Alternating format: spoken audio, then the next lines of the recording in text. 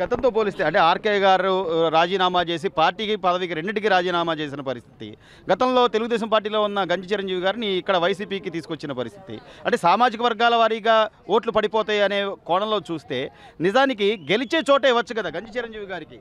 అంటే చూస్తున్నాం ఇన్ని సంక్షేమ కార్యక్రమాలు అమలు చేస్తున్న లోకేష్ గారిని కాదని గంజి చిరంజీవి గారు ఓటేసే పరిస్థితి ఉందా ఇక్కడ మంగళగిరిలో? ఈ మంగళగిరి నియోజకవర్గంలో ఉన్నటువంటి 2 లక్షల పైచిలుకు ఓటర్లు పరిస్థితి చూస్తుంటే నా మంగళగిరిలో జనసేన తెలుగుదేశం పార్టీ ఉమ్మడి అభ్యర్థి గౌరవనీయులు నారా లోకేష్ గారు 1,10,000 పైచిలుకు ఓట్ల మేరటితో గెలవబోతున్నారని ఇక్కడ ఉన్నటువంటి మంగళగిరి నియోజకవర్గ తెలుగు యువత కానీ తెలుగుదేశం పార్టీ కార్యకర్తలు కానీ మంగళగిరి నియోజకవర్గ ప్రజానికం కానీ వన్ సైడ్గా తీర్పు ఇవ్వడానికి ఒక 3-4 నెలల తర్వాత జరిగే ఎలక్షన్లో సిద్ధంగా ఉన్నారు.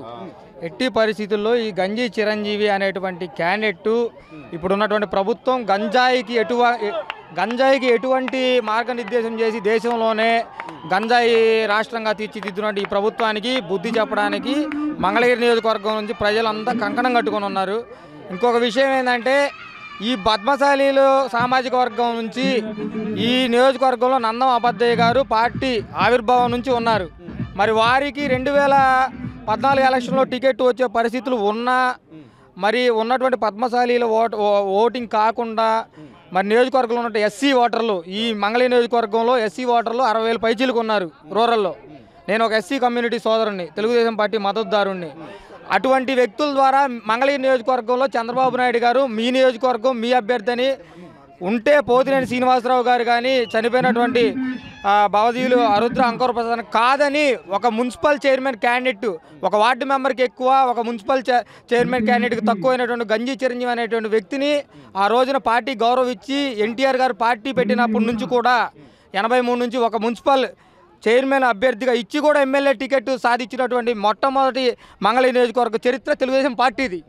మరి ఇట్లాంటి పరిస్థితుల్లో గతంలో 12 ఓట్లతో ఓడిపోయినటువంటి వ్యక్తివి నువ్వు ఈ రోజున అవతల పార్టీలోకి వెళ్ళి ఉత్తమ కుమార ప్రగల్భాలు పలికినందు మాత్రం నీకు మంగళగిరి నియోజకవర్గ పద్మశాలి సోదరులు ఎటువంటి నీకు ఓటేసే పరిస్థితి లేదు. ఏమైనా ఉంటే పెద్ద అయినా గౌరవించి అబద్దయ్య గారి సమక్షంలో అందరూ తెలుగుదేశం పార్టీ మద్దతుదారులుగా మారారే తప్ప ఎట్టి పరిస్థితుల్లో నువ్వు గెలిచే సిచ్యువేషన్ లేదు. ఇంకొక విషయం ఏంటంటే మొన్న కర్నూలు ఎంపీగా డాక్టర్ సంజీవ్ కుమార్ అనేటువంటి వ్యక్తి పద్మశాలిలే అనేసి గంజి చిరంజీవి గారు మాట్లాడడం జరిగింది. మరి ఈ రోజునటువంటి అనంతపురంలో కదిరి నియోజకవర్గ క్యాండిడేట్ రేపు భారీ మెజారిటీతో గెలవబోతున్న అన్న కందికుంట వెంకటప్రసాద్ గారు కూడా ఒక పద్మశాలి నేత కార్మికుడు అన్న విషయాన్ని నువ్వు గుర్తుపెట్టుకోవాలని నీకు మనవి చేస్తున్నాను. ఓకేనా? ఎట్టి పరిస్థితిలో నీకు డిపాజిట్ గల్లంత సిచ్యువేషన్ ఉంది. దయచేసి నువ్వు గంజి వెంకయ్య సామ్రాజ్యం గారి కుమారుడిగా ఒక కమ్యూనిస్టుగా ఉన్నావు. గతంలో మీ ఫాదర్ గారు కమ్యూనిస్టుగా చేశారు. ఈ నియోజకవర్గంలో కమ్యూనిస్టులు గతంలో కూడా ఒక మంచి పేరు సంపాదించుకున్నారు. మరి రేపు గెలవబోయే నారా లోకేష్ గారు కాబట్టి నువ్వు కూడా అన్నీ ఆలోచించుకొని నువ్వు కూడా సైకిల్ గుర్తు మీద ఓటేసి లోకేష్ అన్నకు వచ్చే మెజార్టీలో పాల్గొనాలని నేను మనసారా కోరుకుంటున్నాను. సార్, ఈ మంగళగిరి నియోజకవర్గంలో 1,00,000 ఓట్ల మెజారిటీతో గెలుస్తారని లోకేష్ గారు ఆల్రెడీ చెప్తున్నారు. అసలు ఇక్కడ పరిస్థితులు ఎలా ఉన్నాయి అంటే ఇన్ని సంక్షేమ పథకాలు ప్రకటించిన తర్వాత కూడా సామాజిక వర్గాల వారీగా అని చెప్పి గంజి చిరంజీవి గారిని తీసుకొచ్చి ఈరోజు ఇక్కడ నిలబెట్టిన పరిస్థితి ఏం చెప్పదలుచుకున్నారు? మంగళగిరి సామాజిక వర్గం గత 2 ఎలక్షన్లు ఏమైందండి? మీ పిల్లలు ఇంటర్మీడియట్ మరియు ఎంసెట్ చదువుతూ సబ్జెక్ట్స్ లో కన్ఫ్యూజ్ అవుతున్నారా? కాన్ఫిడెన్స్ లెవెల్ తక్కువగా ఉందా? రిపీటెడ్ మిస్టేక్స్ చేస్తున్నారా? అయితే మీకోసమే ఉంది Rise app. 1 lakh question bank, performance analysis, online classes by experts, ఇంకా మరెన్నో ఫీచర్స్ తో మీ ముందుకొచ్చింది Rise the perfect guide. Description లో ఉన్న లింకును ఉపయోగించి సబ్స్క్రైబ్ అవ్వండి. ఈరోజు సామాజిక వర్గం గుర్తొచ్చింది మీకు. సామాజిక వర్గం అంటే ఎప్పుడు మీకు సామాజిక న్యాయం చేయాలి కదా, ఎప్పుడు నేను చేశారు మీరు సామాజిక వర్గంలో. అసలు ఈ గవర్నమెంట్లో సామాజిక వర్గం సామాజిక న్యాయం ఉందా? సామాజిక న్యాయం జరుగుతుంది ఈ గవర్నమెంట్లో. మీరు మీరు మీరు మీరు చెప్పండి, సామాజిక న్యాయం జరుగుతుందా? ఏ వర్గం అన్నా హ్యాపీగా ఉన్నారా? ఏ వర్గం అన్నా హ్యాపీగా ఉన్నారా? ఎవరు దీనిలో సంతోషంగా ఉన్నారు? ఏ ప్రజలు సంతోషంగా ఉన్నారా? ఏ రంగం చూసినా నిర్వీర్యం చేసి వాళ్ళ సామాజిక న్యాయం అంటే ఎక్కడ? మీరు ఎన్ని కార్పొరేషన్లు ఇచ్చారు?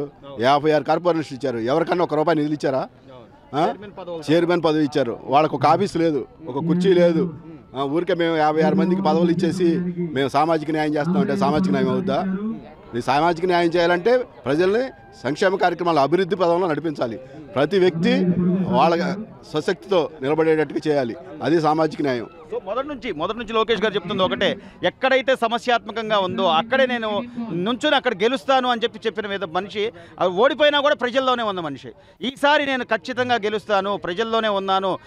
పాదయాత్ర చేసిన దగ్గర నుంచి కూడా, యువగళం పాదయాత్ర దగ్గర నుంచి కూడా ఇప్పటి వరకు ప్రజల్లోకి ఆయన ఇది ఎలా వెళ్ళిందంటే, లోకేష్ గారు ఫస్ట్ నుంచి ఒక స్టాండ్తోనే ఉన్నారండి. ఆయన ఓడిపోయినా ప్రజల్లోనే ఉంటున్నారు. అది మాత్రం మనం హర్షించదగిన విషయం. లోకేష్ గారు వ్యక్తిగతంగా మనల్ని అందరినీ కలవటం, ఆయన అందరినీ కలుపుకొని పోవటం అనే విధానం అనేది మంచి ఆశించదగ్గ పరిణామం. మా ఉమ్మడి అభ్యర్థిగా ఆయన 1,00,000 ఓట్ల మెజారిటీతో విజయం సాధిస్తారని మేము ఘంటాబద్ధంగా చెప్తున్నాం.